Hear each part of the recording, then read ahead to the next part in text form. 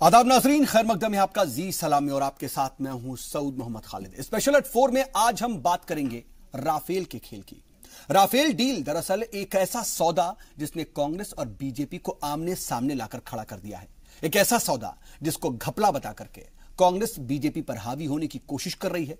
इस सौदे की वजह से दोनों पार्टियां एक दूसरे पर इल्जामात लगा रही हैं, लेकिन इस सौदे की हकीकत क्या है, इससे आम लोग ना वाकिफ हैं।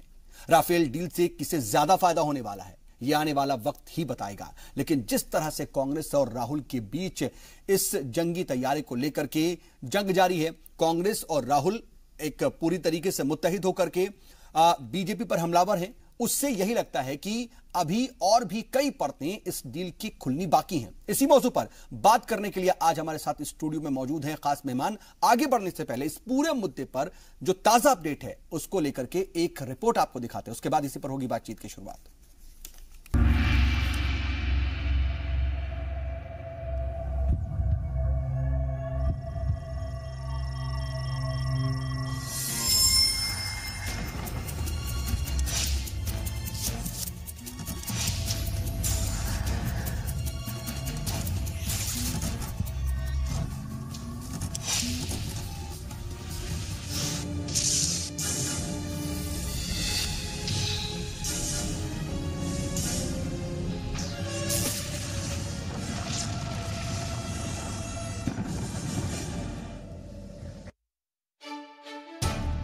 2019 के आम इंतखाबात का वक्त करीब आता जा रहा है। ऐसे में कांग्रेस और बीजेपी के बीच ऐसी जंग जारी है जो उन्हें एक दूसरे पर हावी होने का मौका दे। इसी में जो मामला सबसे ज्यादा हवा बन रहा है वो है राफेल डील।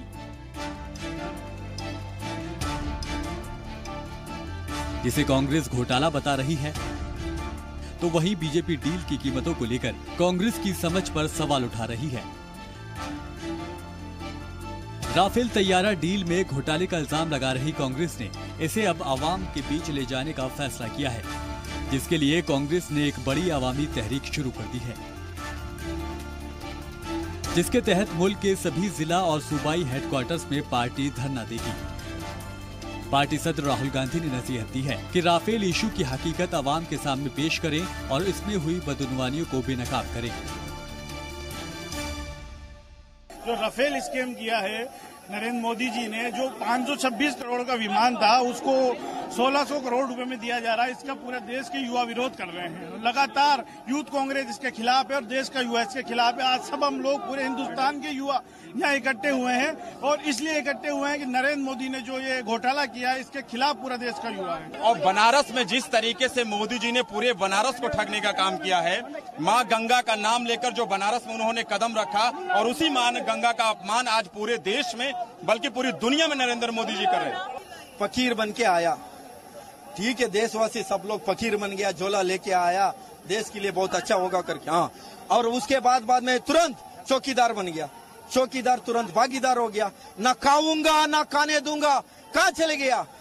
बोलना होगा इस देशवासी को। आदरणीय राहुल गांधी जी ने संसद ने आपको सवाल पूछे थे, उसके बारे में एक जवाब नहीं दिया।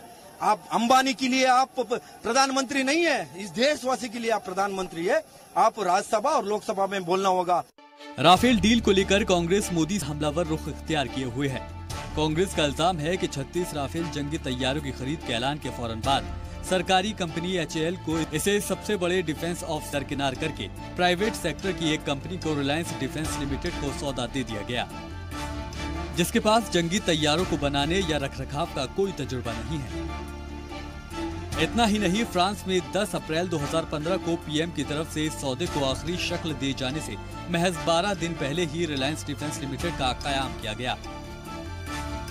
कांग्रेस का दावा है कि इस सौदे के ऐलान के 14 दिन के बाद रिलायंस धीरूभाई अंबानी ग्रुप ने एक और कंपनी रिलायंस एरोस्ट्रक्चर लिमिटेड बनाई और इस कंपनी ने रेवेन्यू मिनिस्ट्री में जंगी तैयारे बनाने का लाइसेंस लेने के लिए अप्लाई किया। कंपनी को लाइसेंस तो दे दिया, लेकिन ना तो अप्लाई करते वक्त और ना ही 22 फरवरी 2016 को लाइसेंस हासिल करते वक्त इस कंपनी के पास कोई जमीन थी और ना ही कोई इमारत जिसमें ये तैयारे बनाए जा सकें। इसी बुनियाद पर कांग्रेस इल्जाम लगा रही है कि सौदे में मोदी सरकार के कॉर्पोरेटिव दोस्तों की वजह से मुल्क को 1,30,000 करोड़ का नुकसान उठाना पड़ा है। वहीं इन इल्जामात को सनतकार अनिल अंबानी ने बेबुनियाद बताया है। और कहा कि सच्चाई की ही जीत होगी। जबकि वजीर मालियात अरुण जेटली ने भी कांग्रेस और राहुल गांधी पर सौदे के बारे में झूठ बोलने का इल्जाम लगाया। I am going to tell you something very limited because I am raising some questions. Let them answer it. Them as in the UPA, you want the Congress to answer it? The Congress and its leader, Mr. Rahul Gandhi, to answer. Every fact that they have said on pricing is factually false. And I repeat, every fact is false, not one fact is true. Mr. Rahul Gandhi himself has given some 7 different prices in different speeches with regard to the Rafale. That is the 2007 offer. And the simple case is as though this is a kindergarten debate or a primary school debate. Well, I was paying 500 and something, you've paid 600, 1600 and something. That's the argument being given. It shows how little an understanding he has. I have at least twice repeated this sentence. How much does he know and when will he know? Can you compare a basic aircraft, its pricing with a loaded aircraft? Can you compare a simple aircraft with a weaponized aircraft? 2001 के बाद से Indian air force को तकरीबन 200 medium multi role जंगी तैयारी की सख्त जरूरत थी। यूपीए सरकार ने 2007 में इस मांग को मंजूरी दी और टेंडर मंगवाने की शुरुआत की, जिसमें कई टेस्ट और रिसर्च करने के बाद यूरोफाइटर और राफेल को आखिरी बोली के लिए मुंतखब किया गया। इसके बाद 2012 में राफेल ने सबसे कम बोली लगाकर ये सौदा जीता। वो $10.2 अरब में 126 राफेल देने की बात थी, जिसमें 18 तैयारों को रेडी टू फ्लाई हालत में दिया जाना था और बाकी 108 तैयारे HAL यानी हिंदुस्तान एरोनॉटिक्स लिमिटेड के जरिए हिंदुस्तान में बनाए जाने थे। इसमें सबसे अहम सवाल पीएम मोदी की तरफ से पहले के राफेल सौदे को रद्द करने और उसे नई शक्ल देने के बड़े फैसले के इर्द गिर्द घूमता है। ये नेशनल सिक्योरिटी और सरकारी खजाने से काफी नजदीकी तौर पर जुड़ा हुआ मामला है। एक सवाल ये भी उठता है कि बिना किसी जांच या तैयारी के कांग्रेस किस बुनियाद पर बीजेपी पर हमलावर है। आखिर इस डील का सच क्या है, या ये भी एक जिन बनकर गायब हो जाएगा जो वक्त वक्त पर किसी खास फायदे के लिए बोतल से बाहर निकाला जाएगा। ब्यूरो रिपोर्ट, जी सलाम। राफेल को लेकर के कई तरह के सवाल उठ रहे हैं और आमने सामने हैं बीजेपी और कांग्रेस। और कांग्रेस की अगर बात करें तो ऐसा नजर आ रहा है कि 2019 से पहले कांग्रेस के पास दूसरा कोई मुद्दा ही नहीं बचा है और सिर्फ राफेल के मामले को लेकर के कांग्रेस पूरी तरह से हमलावर है। और पिछले 2, 4, 6 महीने की अगर किसी भी रैली को आमतौर पर राहुल गांधी के आप देख लीजिए, कम से कम उन्होंने तकरीबन हर रैली में राफेल का जिक्र जरूर किया है और राफेल पर यहां तक की बात कहने लगे कि राफेल पर तो बात ही नहीं की जाती, टीवी पर भी बात नहीं होती। लेकिन आज हम बात कर रहे हैं, हमने इससे पहले भी हालांकि राफेल पर बात की, लेकिन आखिर राफेल को लेकर के कांग्रेस इतनी हमलावर क्यों है? उसके पास क्या कोई दूसरा मुद्दा नहीं? वहीं बीजेपी की बात करें तो बीजेपी भी कहीं ना कहीं राफेल को लेकर के सीधे और सटल वे में चीजों को सामने नहीं रख रही है, यह भी बात कही जा रही है। ऐवान में भी बात रखने की कोशिश की गई, वजीर दिफा ने भी इसको लेकर के बोला था कि हम सारी चीजें सामने रखेंगे, लेकिन नेशनल सिक्योरिटी की बात कह करके चीजों को साफ नहीं किया गया। इसके पीछे क्या वजह हो सकती है? हमारे साथ बातचीत के लिए इस पर खास पैनल मौजूद है। अपने मेहमानों से आपका तारुफ करा देते हैं। हमारे साथ इस वक्त 4 खास मेहमान जुड़ चुके हैं। हमारे साथ कांग्रेस के कौमी तर्जुमान आदिल सिंह बुपारिया साहब जुड़े हुए हैं, तो वहीं बीजेपी से हमारे साथ मौजूद हैं बीजेपी के लीडर आनंद साहू साहब। इसके अलावा हमारे साथ डिफेंस एक्सपर्ट कर्नल डॉक्टर तेज कुमार टिक्कू साहब जुड़े हुए हैं, तो वहीं हमारे साथ political expert professor Rajveer Sharma भी जुड़े हुए हैं। वहीं थोड़ी देर के अंदर हमारे साथ साबिक एम्बेसडर जेके त्रिपाठी साहब भी जुड़ेंगे, उनसे भी हम बातचीत को आगे बढ़ाएंगे। लेकिन बोपारिया साहब, शुरुआत में आपसे करना चाह रहा हूं, राफेल को लेकर के आप इतने हमलावर हैं, बीजेपी उस पर सफाई दे रही है, आपको ही घेर रही है, लेकिन इन सब के बीच बात 2 है। एक बात तो यह कि क्या वाकई राफेल और उसकी कीमत को लेकर के कांग्रेस खुद कंफ्यूज है, क्योंकि राहुल गांधी भी कई बार अलग अलग उसको लेकर के रेट्स दे चुके हैं। और दूसरी बात यह कि क्या राफेल के अलावा कोई ऐसा बड़ा मुद्दा आपके पास नहीं बचा है जिससे आप 2019 की जो चुनावी वैतरणी है उसको पार कर सके?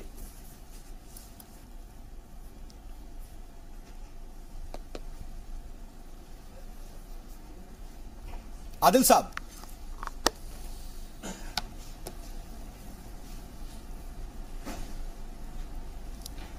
आदिल साहब, क्या अब तक आवाज पहुंच पा रही है? देखिए साहब, सबसे पहले तो ये जो रफाइल स्कैम है, ये हिंदुस्तान के इतिहास में सबसे बड़ा डिफेंस घोटाला है। आपने बाकी मुद्दों की बात की, कल डिमोनेटाइजेशन की रिपोर्ट आई है, आरबीआई ने सच देश के आगे रख दिया है कि पूरी करेंसी वापस आ गई है। आज जो लिंचिंग का वातावरण है, जो पेट्रोल, हाँ जी आवाज आ रही है, आपको आवाज आ रही है मेरी? जी हाँ, पहुंच रही है, आप अपनी बात रखिए। Can you hear me? आवाज आ रही है? जी जी बिल्कुल आ रही है, आप अपनी बात कंप्लीट करें। आवाज आ रही है भाई साहब?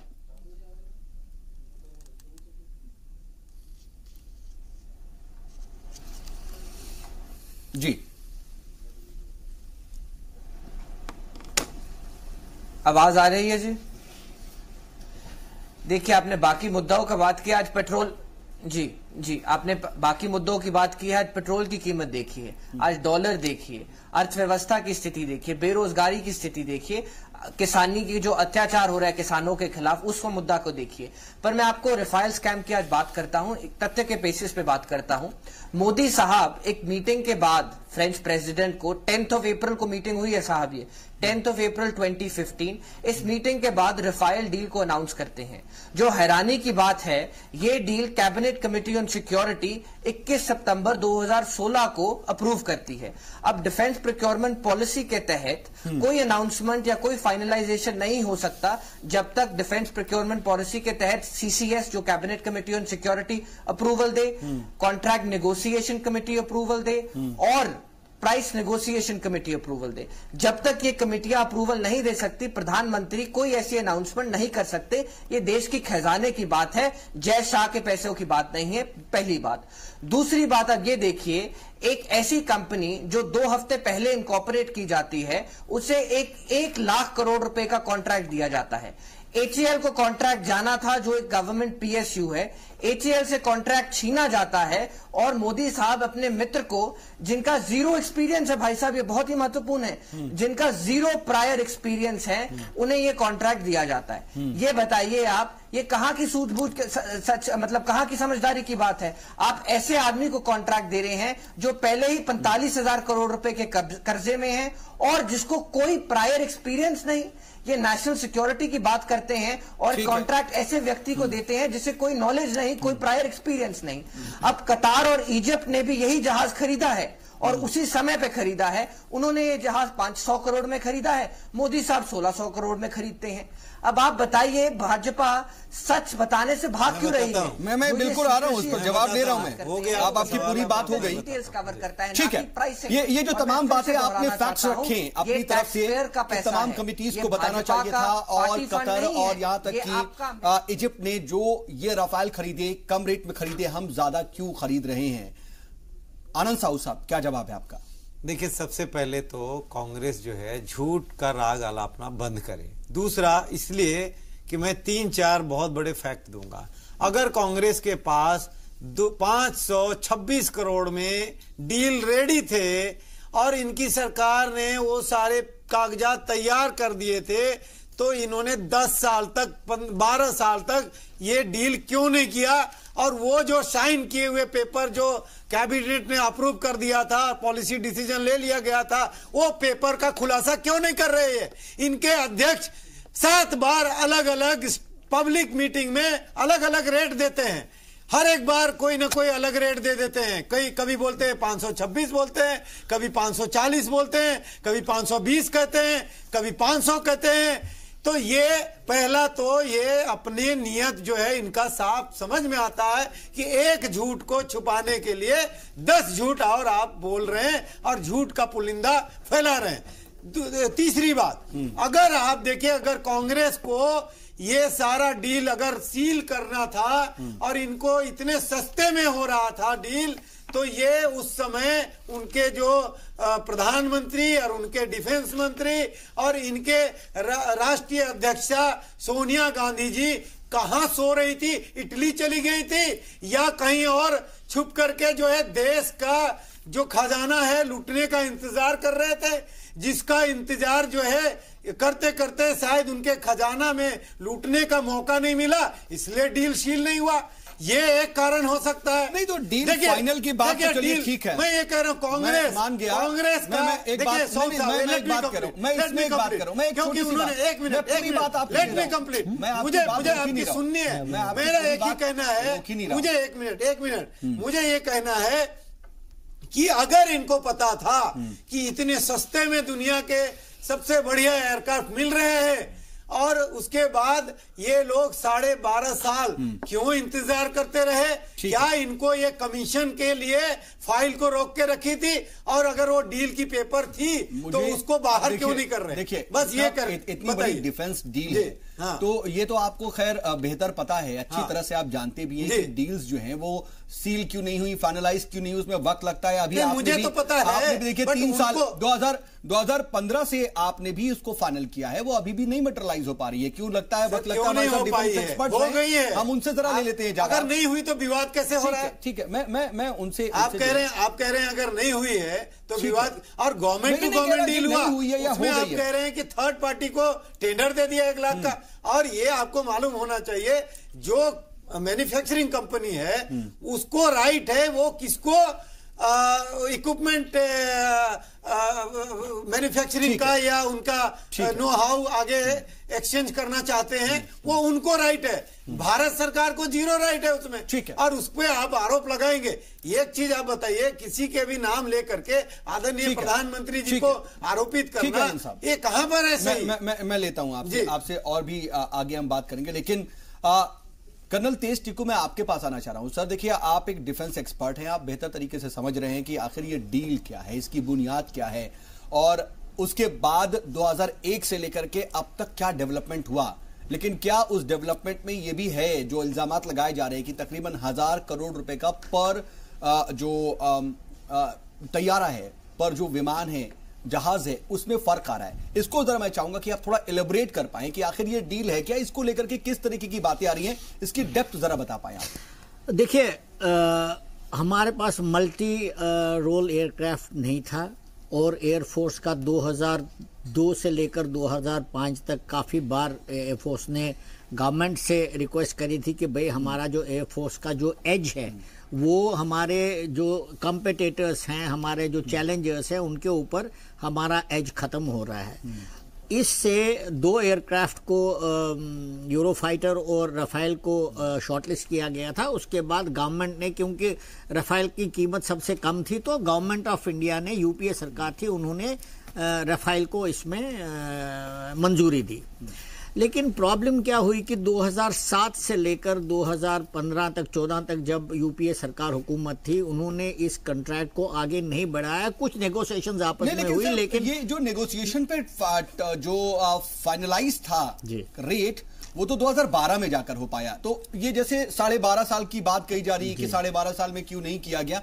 असल में तो जब मंजूरी दी गई 2007 में जाकर के, हमें नीड 2001 में थी, मंजूरी 2007 में मिली, और मटेरियलाइज जो फाइनल डील हुआ या रेट जो है, जो टेंडर दिया गया राफेल को फाइनल किया गया, वो 2012 में किया गया। देखिए, मैं आपको एक चीज बताता हूं, जितनी भी आर्म्स और एमिनिशन और एयरक्राफ्ट की डील बाहर से होती हैं, क्योंकि हमेशा हर एक डील, खासकर बोफोर्स के बाद, शक के दायरे में आती थी, तो ब्यूरोक्रेट्स भी और गवर्नमेंट भी बहुत एहतियात से कदम रखती थी। अच्छा, इसलिए हमारी जो ये डील्स हैं इसमें बहुत ज़्यादा टाइम लगता था। लेकिन कांग्रेस ने ये डील फाइनलाइज नहीं की। जो भी उन्होंने कीमत उसमें लगाई थी वो एक अपने जगह एक मुद्दा है। लेकिन ये कहना कि हमने इस एयरक्राफ्ट को 500 इतने करोड़ में खरीदा और आपने इतने खरीदा, इसमें कोई भी बिल्कुल सच्चाई नहीं है। क्योंकि आप एक बेसिक एयरक्राफ्ट की बात करते हैं, आपने बेसिक एयरक्राफ्ट को एक ईयर में आपने उसकी कीमत तय करी, लेकिन अगर आप उसको 12 साल में खरीदेंगे तो उसकी कीमत नेचुरली एस्केलेट हो जाएगी, क्योंकि डॉलर की कीमत बढ़ रही है। 12 साल को ही समझना चाह रहा हूं, क्योंकि देखिए मौजूदा जो गवर्नमेंट थी उस वक्त 2007 में तो इस पर फैसला लिया गया कि हाँ, हमें जरूरत है और हमको खरीदना चाहिए। फिर जो मेरे पास भी जो फैक्ट्स हैं कि यूरोफाइटर और राफेल की आखिरी बोली मुंतखब की गई और 2012 में राफेल ने सबसे कम बोली लगा करके सौदा जीता। तो जब सौदा ही 2012 में हुआ तो फिर 12 साल की बात क्यों कही? इसमें देखिए, इसको जरा समझना चाहूँ सर। देखिए वो एक्सपर्ट हैं, मैं उन्हीं से इसलिए समझना चाह रहा हूँ। शायद नहीं मालूम होगा, I am also from aviation. बोलने दीजिए।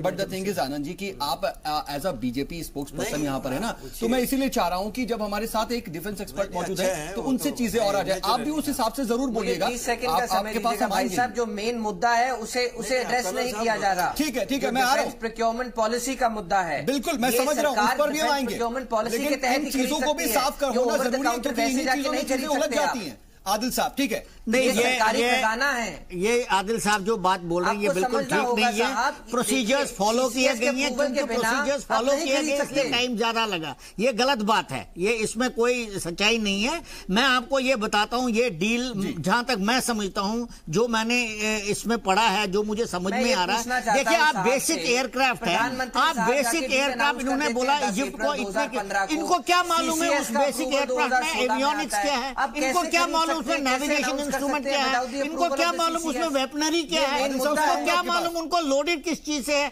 हर एक एयरक्राफ्ट में जो देश को जिस एयरक्राफ्ट की जरूरत है, जो उसको वेपन सिस्टम चाहिए, जो एवियोनिक्स चाहिए, जो एम्युनिशन सिस्टम चाहिए, जो नेविगेशन से, वो हर देश का अपना अपना उनकी जो पिक्यूलियर रिक्वायरमेंट्स है उसको ध्यान में रखते बनाई जाती हैं। और उसकी कीमतें इजिप्ट के उससे कोई मुद्दा ही करना ही बेकार है। तो मुझे लगता है ये सब 526 और 1600 करोड़, 526 करोड़ और 1600 करोड़। मुझे समय दीजिएगा, इसको लेकर के बातचीत हो रही है, मुझे समझिए। इस वक्त साबिक एम्बेसडर जेके त्रिपाठी साहब भी जुड़ चुके हैं हमारे पैनल में। त्रिपाठी साहब मैं आपके ही पास आ रहा हूं कि देखिए ये जो पूरा मामला है दरअसल नेशनल सिक्योरिटी से भी जुड़ा हुआ बताया जा रहा है और दो ममालिक के बीच के रिश्तों से भी जोड़ करके देखा जा रहा है और यह भी देखा जा रहा है कि सरकार किसी एक प्राइवेट कंपनी को फायदा पहुंचाने के लिए ये सब कुछ कर रही है।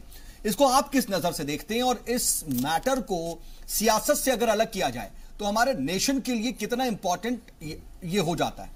देखिए, मैं सबसे पहले तो एक बात ये कहना चाहूँगा, मैं कर्नल टिक्कू की बात से एकदम वो रखता हूँ, सहमति रखता हूँ कि बोफोर्स के बाद से किसी भी गवर्नमेंट ने, चाहे वो कांग्रेस की रही हो, चाहे वो बीजेपी की रही हो, किसी भी गवर्नमेंट ने ये हिम्मत नहीं दिखाई कि वो अंडर द टेबल कोई डील कर सके। हाँ, क्योंकि ये कोई जल्दी करे। हाँ, क्योंकि ये चीज एकदम राडार पे आ गई थी, तो इसलिए ये तो कहना गलत। दूसरी चीज ये है कि जो ये कह रहे हैं कि उनको अंबानी को इसका लाइसेंस दे दिया गया है 14 दिन के बाद।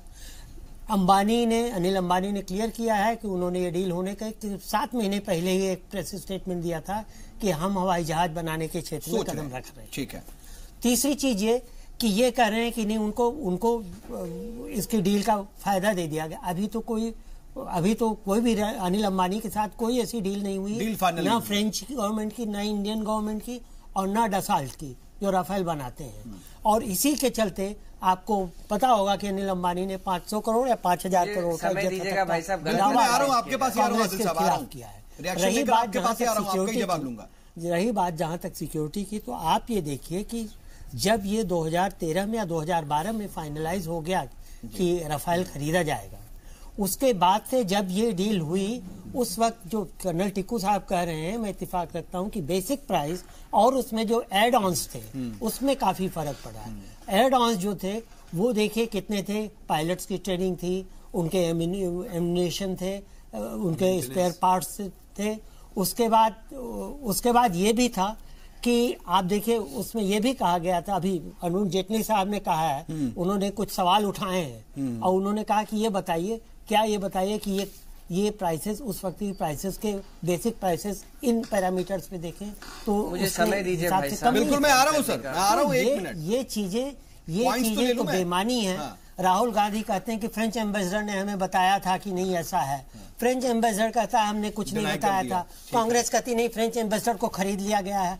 अरे फ्रेंच एम्बेसडर या कोई भी यूरोपियन एम्बेसडर भाईजान कांग्रेस पार्टी के मेंबर नहीं है जिनको खरीद फरोख्त में आप बड़े आराम से उतार सकते हैं। भाजपा के इसका ध्यान रखिए। ठीक है जेके त्रिपाठी साहब, मैं आ रहा हूं आपके पास। आदिल साहब, मैं आपके पास आऊं उससे पहले अब मुझे भाई साहब गलत तथ्य पेश कर रहे हैं, जो इंडिपेंडेंट है वो भी भाजपा के प्रवक्ता साउंड कर रहे हैं, मुझे समय नहीं देगा। मैं आ रहा हूं, आपके पास आ रहा हूं, लेकिन राजवीर साहब जरा ये आप मुझे समय तो दीजिए ना, आप समय नहीं दे रहे। तो बाकियों को भी तो समय देना है ना आदिल साहब, ऐसा तो नहीं कि सबसे पहले मैंने आपको ही समय लिया, बिना रोके आपकी बात ली, उसके बाद में बाकियों को पास तो जाऊं। आप गलत तथ्य पेश करी जा रहे हैं। एम्बेसडर को कैसे डिफेंस, फॉर्मर एम्बेसडर को ये नहीं पता कि डिफेंस प्रोक्योरमेंट पॉलिसी मैंडेटरी होती है, मुझे हैरानी हो रही है।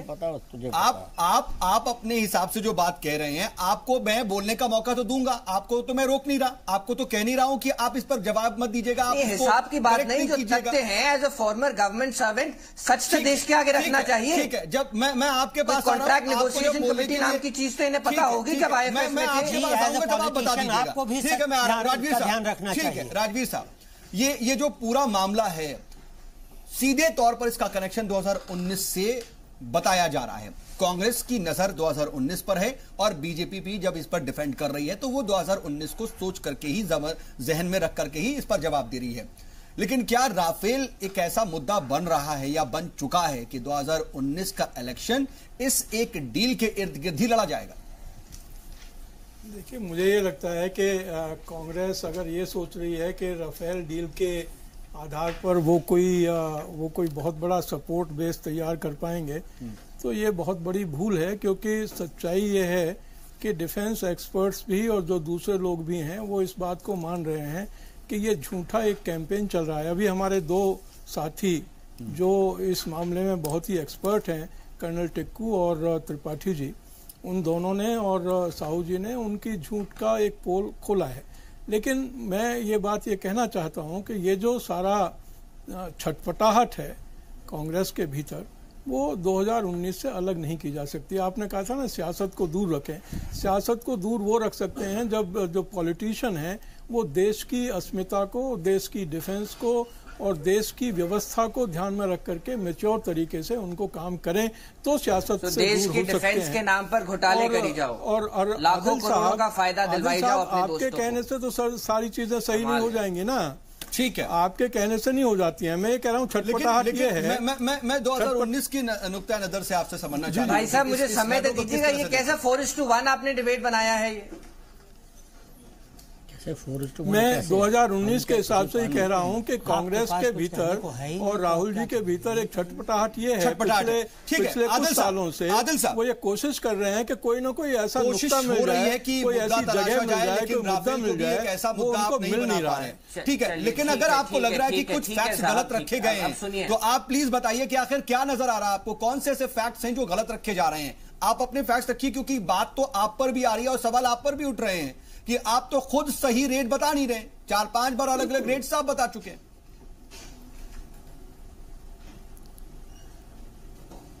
भाई साहब मुझे घुमा फिरा कर बात करने की आदत नहीं है। अब मैं एडमिटेड फैक्ट्स, जो एडमिटेड पोजीशन है, उससे शुरू करता हूं फिर से, बिकॉज सारे आपके एक्सपर्ट्स ने जान के शायद इसे डाइल्यूट करने की कोशिश की है। 10 अप्रैल 2015, 10/4/2015 को प्रधानमंत्री साहब, ये सुनते लीजिए साहब, ऐसे इंटरप्ट ना करिए कृपया करके जी। 10/4/2015 को प्रधानमंत्री साहब ने पेरिस में ये डील अनाउंस की है कि हम राफेल के जेट्स खरीद रहे हैं। पहली बात, cabinet committee on security press release issue करती है 21 सितंबर 2016 कि हमने सीसीएस ने राफेल डील को अप्रूव कर दिया है। सो 1.5 साल बाद सीसीएस अप्रूव करती है एक ऐसी डील जो प्रधानमंत्री साहब ऑलरेडी अनाउंस कर चुके हैं पेरिस में। पहला ये तो आपकी सरकार करके गई थी भाई कि राफेल को हमने सिलेक्ट कर लिया है। मैं तो मानता था कि इन्हें पता हो, पूरी बात उनकी आ जाए। ठीक है सर, आप सुनना नहीं चाहते। आप भाजपा के प्रवक्ता बने हुए हैं, आप सुनना नहीं चाहते सर। आप सुन लीजिए कृपया करके। अरे कमाल है जो आपकी बात काटे वो भाजपा का। आप सभी को भाजपा का प्रवक्ता मानते हैं और अपने को बड़ा क्लीन मानते हैं। ठीक है, वो चीज तो खैर वो खुद बोल रहे हैं तो वो नाजरीन तय करेंगे। आप सच नहीं सुनना चाहते ना, दुविधा ये है। दुविधा ये है आदिल साहब की बात, जो आदमी सच बोलेगा आप उसे सच सुनना नहीं चाहते, इंटरप्ट करके जा रहे, वो अपने फैक्ट्स रख ले। ठीक है आदिल साहब, मैं आगे भाई साहब और पॉइंट्स हैं, मुझे बोलने का समय दे दीजिएगा आप कृपया करके। भाई साहब कृपया करके। आपको ऐसा क्यों लग रहा है? दूसरी बात नहीं दे रहा हूं सर, मैं आपसे ही बोल रहा हूं, आप ही के पास आ रहा हूं, बाकियों को रोक रहा हूं। अब आप मुझे पर ही आप एक तरह से सवाल, अगर आप मुझे भी शक के नजर से देखेंगे तो फिर मैं इसका इलाज नहीं है मेरे पास। मैं आपसे बस इतना ही कह रहा हूं, बाकियों के मैं खुद खामोश करा रहा हूं कि आप अपनी बात रख सके पूरी तरह से। ठीक है आदिल साहब प्लीज कंटिन्यू। शुक्रिया साहब। डिफेंस प्रिक्योरमेंट पॉलिसी नाम की चीज होती डिफेंस प्रिक्योरमेंट पॉलिसी नाम की चीज होती है। एम्बेसडर साहब को मेरे से बेहतर पता होगा जब वो सर्विस में थे। डिफेंस प्रिक्योरमेंट पॉलिसी के तहत जब तक सीसीएस, प्राइस नेगोशिएशन कमेटी और कॉन्ट्रैक्ट नेगोशिएशन कमेटी अप्रूवल नहीं दे सकती, कोई भी चीफ एग्जीक्यूटिव इस देश का कोई भी डील नहीं अनाउंस कर सकता। सो दूसरा हमारा चार्ज है जो डिफेंस प्रिक्योरमेंट पॉलिसी का उल्लंघन किया है। अब तीसरा और जो सबसे महत्वपूर्ण है, हमारे पास इस जो रिलायंस डिफेंस है, इस कंपनी के सर्टिफिकेट ऑफ इनकॉर्पोरेशन है। इस कंपनी को 2 हफ्ते पहले इनकॉर्पोरेट किया गया है 10 अप्रैल 2015 से। एचएएल एक ऐसी कंपनी है जिसका 70 साल का हिंदुस्तान में एरोस्पेस में एक्सपीरियंस है। अब हमें कृपया करके ये बताएं, आप एचएएल से कॉन्ट्रैक्ट छीन के एक ऐसी कंपनी को देते हो जो 2 हफ्ते पहले इनकॉर्पोरेट की जाती है। अब तीसरे मुद्दे पे मैं आता हूं, जो है इजिप्ट और कतार को same aircraft with same specifications लगभग 500 से 600 करोड़ में मिलते हैं और मोदी साहब 1600 करोड़। आप ये कैसे कह सकते हैं? ये गलत है। रिस्पॉन्ड कर दीजिए। नो सॉरी करके इधर उधर की बात ना करिए। आप ये कभी भी नहीं कह सकते। आपने कागज देखे हैं क्या? Please 1 minute. ये डसॉल्ट एविएशन आप कह रहा है। प्लीज 1 मिनट आदिल साहब, आप ये कैसे कह सकते हैं इजिप्ट ने बिल्कुल वही सिस्टम लिया? ये तो क्लासिफाइड इंफॉर्मेशन है, ये आपको पता ही नहीं चलेगा कभी। टिप्पणी मांग लीजिए, मेरा निवेदन है साहब। नो यू कैन नॉट से आप ये नहीं, क्योंकि ये क्लासिफाइड इंफॉर्मेशन है, ये कहीं से पता नहीं चलेगा। अगर इतना पता चला फिर तो क्या फायदा एयरक्राफ्ट खरीदने का? नहीं, ये तो बिल्कुल गलत है, आपको पता ही नहीं चलेगा ये क्लासिफाइड इंफॉर्मेशन के जहाज में क्या लगा हुआ है। ठीक है, आप कैसे बात कर रहे हैं? उत्तर देना नहीं चाहते। नहीं, गलत है, कवर फायर दे रहे हैं। बिल्कुल भला। दूसरा point I just want to make, दूसरी पॉइंट में आपको बताना चाहता हूं, हमारे देश के अंदर पिछले 70 साल से जो आर्मामेंट्स मैन्युफैक्चरिंग डिपार्टमेंट्स है, डीआरडीओ है या एचएएल है, उनका हाल बहुत बुरा है। हम एक राइफल नहीं बना सकते। सुनिए, हम एक राइफल नहीं प्रोड्यूस कर सकते। राइफल घुमा की बात नहीं है, आप सुनिए हमारी बात। डीआरडीओ ने एक राइफल जो एचएएल के पास नहीं है, वो भी बाहर से मंगाना पड़ता है। तेजस नहीं बना सके। 30 साल से हमें बताइए, कंपनी जो 2 हफ्ते पहले। आदिल साहब ठीक है मैं टिक्कू साहब आता हूँ। आदिल साहब और टिक्कू साहब ठीक है, बाकियों के पास मैं आ रहा हूँ। आदिल साहब ठीक है, मैं देना नहीं चाहते। देखिए ये कवर फायर दे रहे हैं भाजपा। मैं इस बातचीत में ये चीज साफ कर देना चाह रहा हूँ कि बेहतर है कि किसी को कोई टैग ना दिया जाए। सबको पता है कि कौन किस हैसियत से यहाँ पर इस पैनल में मौजूद है और उसको वो अपना काम कर रहा है। बेहतर है कि सर नाज़रीन को तय करने दिया जाए कि कौन किस तरह से बोल रहा है। इधर उधर की बात कर रहे हैं कि 70 साल ये नहीं हुआ, 80 साल ये नहीं हुआ। बीजेपी वाले कहीं आपके लिए ये नेगेटिव ही है, लेकिन शायद आप नहीं समझ रहे। लेकिन आप जब एचएएल को दे सकते थे आप। हमने जवाब दिया ना। ठीक है, जवाब दिया, लेकिन आनंद साहू साहब इस पूरी डील में घालमेल है और सीधे तौर पर कह रहे हैं आदिल बुपारिया साहब की डीपीपी को आपने पूरी तरह से दरकिनार कर दिया और उसके बाद सीसीएस ने बाद में जाकर के इसको अप्रूवल दिया। पीएम पहले अप्रूवल दे देते हैं। तो जो प्रोटोकॉल्स हैं, जो सिस्टम है, वो सिस्टम फॉलो ही नहीं किया गया। आप सिस्टम से ऊपर जाकर के काम कर रहे हैं और सिर्फ किसी प्राइवेट कंपनी को फायदा पहुंचाने की नीयत है आपकी। देखिए, सबसे पहले तो इनको थोड़ा कहिएगा कि धैर्य रखें।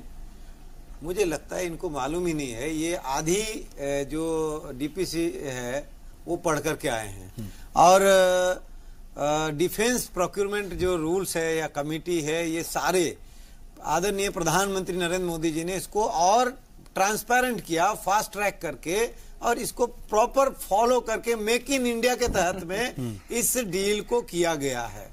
और दूसरी सबसे बड़ी बात है, इनको मालूम होना चाहिए किसी भी एयरक्राफ्ट का एक लाइफ स्पेन होता है और कोई भी पार्ट से हर एक पार्ट का टाइम फ्रेम होता है, टाइम बाउंड रिप्लेसमेंट और मेंटेनेंस, और इनके पायलट को सारे मॉडिफिकेशन एंड अपडेट्स को लगातार इनको ट्रेनिंग देना पड़ता है। और एक मिनट सुन लीजिए sir, let me complete, because debate का पूरा डिटेल हो जा रहा है और जो 2 हफ्ते विषय नहीं आ रहा है। आप, मेरा ये कहना है, I am from the aviation industry और आई नो कोई भी, अभी आप जो बैठे हैं आदिल साहब, आपको पता नहीं होगा what is check 1, check 2, check 3, check C, check D क्या है, आपको कुछ नहीं मालूम है। You know about the aircraft, आपके जो so called your former leaders जो भी हैं पहले के और वर्तमान के अभी राष्ट्रीय अध्यक्ष, देखिए आप सुन लीजिए। ठीक है सर, इसको बहुत ज्यादा सियासी बहस ये उलझ जा रही है। टेक्नोलॉजी ट्रांसफर और मेंटेनेंस और ट्रेनिंग, ठीक है। आनंद साहब दोनों के पास आऊंगा मैं। कैरिंग, फैसिलिटेशन, रडार एंड पूरा और जेके तिवारी मॉडिफिकेशन, एक पॉइंट समझना चाह रहा हूं। ट्रेनिंग होते हैं, ठीक है, वो सब चीज करने के लिए सारा एक तरह का एग्रीमेंट हुआ है, गवर्नमेंट टू गवर्नमेंट एग्रीमेंट हुआ है। ठीक है, अगर कोई भी आप एक चीज मुझे बताइए, प्रधानमंत्री नरेंद्र मोदी जी, मैं आ रहा हूँ, ठीक है। आपकी बात आ गई, आदिल साहब आपकी बात भी आ गई है। मुझे एक सरकारी पीएसयू से कुछ आप जरा ये बताइए, आप लोगों ने 40 साल में कोई जहाज नहीं बनने दिया एचएएल को। और सुन लीजिए, आप कांग्रेस के गिरेबान झाके भारत में जो चीजें बन रही है, बुलेट प्रूफ जैकेट, ठीक है, मैं आ रहा हूं सर आपके पास, मैं आ रहा हूं आपके पास। आपका भारत सरकार ने नहीं खरीदा, आप दोनों के ऑर्डर कम कराने पड़ेंगे। डिफेंस जो है 80%, बाकियों के पास मुझे जाने दीजिए। डिफरेंट कंट्री सर, ऐसे नहीं बोल पाएगा बिकॉज ऑफ कांग्रेस। सर किसी की बात नहीं जा रही, मुझे पता है, किसी की बात नहीं जा रही, किसी की बात नहीं जा रही, ठीक है, किसी की बात नहीं जा रही, ठीक है, आप भी फिर उस तरह से मत कीजिए ना, मैंने इंटरप्ट नहीं किया था, ठीक है, आप भी उस तरह से मत कीजिए, लेकिन आप बीच में क्यों इंटरप्ट कर रहे हैं? आप तो कम से कम मत करिए। ठीक है, 40 साल में अगर एक एयरक्राफ्ट नहीं बना सकते और खरीद रहे हैं, उसको क्वेश्चन खड़ा करके गुमराह कर रहे हैं। आपकी बात आ गई, ठीक है, मैं आ रहा हूँ। टिक्कू साहब, सबसे बेसिक चीज अगर इसके प्रोटोकॉल्स की बात कर लें, उससे हट करके सबसे बेसिक चीज जो बात कही जा रही है कि ये एक करप्शन का मुद्दा मार डाला। सर आप दोनों अगर अपना 1-on-1 करेंगे तो फिर बाकी चीजें नहीं आ पाएगी, ठीक है। तो आप जरूरी नहीं ना कि सर वो बोले तो आपको जवाब देना ही है और आप जवाब दे तो वही बोलेंगे, जरूरी नहीं है। 1-on-1 मत आइए, कांग्रेस बीजेपी मत कीजिए ना, हम इसको जरा नेशनल लेवल पे इसको समझने की कोशिश कर रहे हैं, वो बात भी आ जाए। टिक्कू साहब, बेसिक चीज जो सबसे पहले आती है इसके प्राइसिंग को लेकर के बार बार प्राइसिंग को कोट किया जाता है कि 1000 करोड़ रुपए का फर्क क्यों रखा गया, एक बड़ा करप्शन है। इस पॉइंट को आप किस तरह से देखते हैं, जरा इसको एलिब्रेट करें। देखिए, मैंने इस बात का पहले ही जवाब दिया है।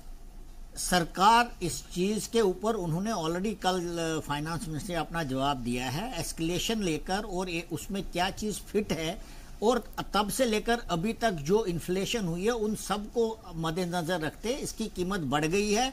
अब ये कितना सच है और कितना झूठ है, ये ऐसी चीज नहीं है जो छुप के रहेगी, क्योंकि डील में मिडिलमैन नहीं है, गवर्नमेंट टू गवर्नमेंट डील है। तो मुझे लगता है कि ये चीजें ऐसी नहीं है जो छुप के रहेंगी थोड़ी देर। अगर इसमें कोई डील में साहब अनिल अंबानी है, पहली बात। तो दूसरी, प्लीज यार मेरे को बोलने, अनिल अंबानी को दिया है, प्रॉब्लम यही है। ठीक है, बोपारिया साहब, मैं जब आऊंगा आपके पास तो प्लीज तब आप बोलिए, ठीक है। दूसरा मुद्दा है, उस पर तो टिप्पणी करिए ना, ठीक है। दूसरी बात आपने पूछा, आप पूछ रहे थे कि अनिल अंबानी कहां से है। देखिए, हम पहले तो मुझे लगता है कांग्रेस को नहीं, या एक चीज भी सर कंफ्यूजन जो बार बार आ रही है, कांग्रेस तो ये सीधे तौर पर कह रही है कि जो डील है वो आरडीएल को दे दी गई, आरडीएल को ये पूरी डील मिल गई। और बाज मरतबा ये बात कही जा रही है, अनिल अंबानी भी ये कह रहे हैं कि अभी तो हमारे पास डील आई नहीं है, हमें तो लाइसेंस मिला है। आप लाइसेंस को लेकर के सवाल उठा रहे हैं, बात अलग है। जो केसेस किए गए या फिर ऐतराज आरडीएल की तरफ से आ रहा है वो यही आ रहा है कि हमें तो अभी डील मिली ही नहीं है, उसको लेकर के हंगामा क्यों हो रहा है? इसको जरा इसको साफ कर दीजिए प्लीज। तो मैं तो यही सवाल पूछना, ये सवाल तो अनिल अंबानी कांग्रेस से पूछ रहे हैं, तो उन्हीं को बताने दीजिए इसका जवाब कि उनके पास डील आई नहीं कहीं से। अगर फ्रांस ये डिसाइड करता है कि हम एचएएल को कॉन्ट्रैक्ट नहीं देंगे तो इसमें इंडियन गवर्नमेंट का कहां हाथ है? क्योंकि HAL has to inspire confidence. HAL ने अभी तक क्या करके दिखाया कि वर्ल्ड की इतनी बड़ी ताकत, सरकार का जरूरी था। सरकार तो है, जब गवर्नमेंट टू गवर्नमेंट डील है तो फिर तो सरकार है। नहीं, डील किस चीज की है? डील एयरक्राफ्ट खरीद सर, गवर्नमेंट टू गवर्नमेंट नहीं है, ये डसॉल्ट एविएशन जिसको ऑफिशियल कॉन्ट्रैक्ट देगा उसका पहले। चलिए ठीक है आदिल साहब, मैं आ रहा हूं सर। अब ये डीपीपी के प्रोसीजर के नीचे है। मैं उसी प्रोविजंस को भी जरा समझ लूं और बाकी नाजरीन भी समझ ले सर। अगर ये इंटरप्शन होगा ना तो बहुत मुश्किल हो जा रही है। जो नाजरीन है, जो देख रहे हैं, कम से कम उनके लिए तो ये मुद्दा कम से कम समझ में आ जाए, वो समझ तो जाए कि आप जो बात कह रहे हैं उसमें क्या चीज है और जो बाकी एक्सपर्ट्स हैं वो क्या कह रहे हैं, वो बात आ जाए। जी, डीपीपी और सीसीएस के अप्रूवल की बात आ रही है जेके त्रिपाठी साहब, और जो बातें रख रही हैं आदिल साहब, उन बातों को किस तरीके से आप जस्टिफाई करेंगे? क्या वो जो बातें कह रहे हैं उसमें भी कहीं कुछ शेल आउट है या फिर वो क्लियर क्रिस्टल कह रहे हैं कि ऐसा हुआ है? आप भी इस तरह से देखते हैं? देखिए, एक चीज जो ये कह रहे हैं कि प्रधानमंत्री ने जाकर के अप्रैल में या जून 15 में वहां अनाउंस कर दिया और उसके बाद 1.5 साल बाद डीपीसी कहती है, तो ये 1.5 साल का गैप सीसीएस अप्रूव करती है। प्रधानमंत्री ने पहले कर दिया। मैं ये कहना चाहता हूँ कि और ये डीपीपी के अगेंस्ट है। हाँ, तब तो ये हुआ ही नहीं था जब 2013 में या 12 में मनमोहन सिंह की सरकार ने कह दिया था कि हम राफेल खरीद रहे हैं। तब उन्होंने कैसे कह दिया भाई? तब क्या उन्होंने ये प्रोटोकॉल का उल्लंघन नहीं किया? सर, L1 आइडेंटिफाई किया जाता है, अनाउंसमेंट और आइडेंटिफिकेशन में बड़ा अंतर है सर। लेकिन ये भी नहीं अनाउंस किया जाता कि हमने L1 इनको आइडेंटिफाई किया गया है। ये जब तक डील नहीं हो जाता तब तक अनाउंस नहीं किया जाता। Can the Prime Minister go and announce a deal without the approval of the CCS? Sir, one expects of CCS has approved it. Can the Prime Minister announce a deal without the approval of the CCS? Can the Prime Minister announce that it is L1? CCL approves it. CCS की press release कहती है कि सितंबर 2016 को approve किया है। बताइए आप, गलत तथ्य तो ना पेश करें सर। आप बताएं, क्या प्रधानमंत्री अनाउंस कर सकता है कि ये L1 है? HAL से छीन के 1 लाख करोड़ रुपए का कॉन्ट्रैक्ट अब रिलायंस डिफेंस को मैं बोल रहा हूँ उसकी बात आप बताएं। पहले इनकॉर्पोरेट किया है। भाईजान, जो मैं कह रहा हूँ आप जवाब दें। उम्मीद नहीं है। ठीक है, ठीक है, उम्मीद है कि अब देश के आगे प्रोफेसर राजवीर झूठ फैलाओ। राफेल को लेकर के दरअसल असल में जमीनी सूरत हाल है क्या? कहीं ना कहीं ये मामला जो है बहुत ज्यादा उलझ गया है कि असल में क्या डील थी, कितने प्राइस का डिफरेंस आया, किससे डील ले ली गई, किसको डील दे दी गई। ये जो है बहुत ज्यादा इसमें टेक्निकल इश्यूज आ रहे हैं और आम लोग कहीं ना कहीं इन टेक्निकल चीजों में उलझ जा रहे हैं। असल बात किसी को समझ आ नहीं रही है। सऊद भाई, मुझे लगता है कि ये जो है ना राजनीतिक खेल शुरू किया गया है और ये राजनीतिक खेल 2019 को ध्यान में रख करके कांग्रेस चला रही है। उसका रीजन ये है कि या तो ये सुने, अपनी बात कहने से तो बात बनती नहीं ना, दूसरे की बात भी सुने। एक प्राइसिंग की, जैसे ये अभी एक इशू इन्होंने उठाया था, ये जो प्राइसिंग है ना, ये कई फैक्टर्स से डिटरमिन होती है और एक डिटर्मिनेशन होता है कि जो कॉस्ट ऑफ प्रोडक्शन है वो over a period of time escalate करती है। ये इस बात को स्वीकार क्यों नहीं करते? करना चाहिए। जो आज हम प्रोडक्शन करते हैं जिस कॉस्ट पर, अगर हम उसी चीज को 2022 में खरीदेंगे तो आज की कॉस्ट पे वो नहीं मिल सकती क्योंकि उसकी कॉस्ट ऑफ प्रोडक्शन ज्यादा है। दूसरी बात, तो क्या हम ये माने कि जो पुरानी डील थी वो खत्म हो गई थी और ये नई डील है? मैं अपनी बात कह रहा हूँ, नई डील की बात नहीं है। मैं ये कह रहा हूँ कि ऐसे ही एक बात और सामने आनी चाहिए कि जो रुपये की वैल्यू है, जो यूरो की वैल्यू है, it is not the same today as it was say 10 years back और 5 years बैक। जो प्राइस वेरिएशन है उसको ध्यान में रख करके ही चीजों को कैलकुलेट करना चाहिए।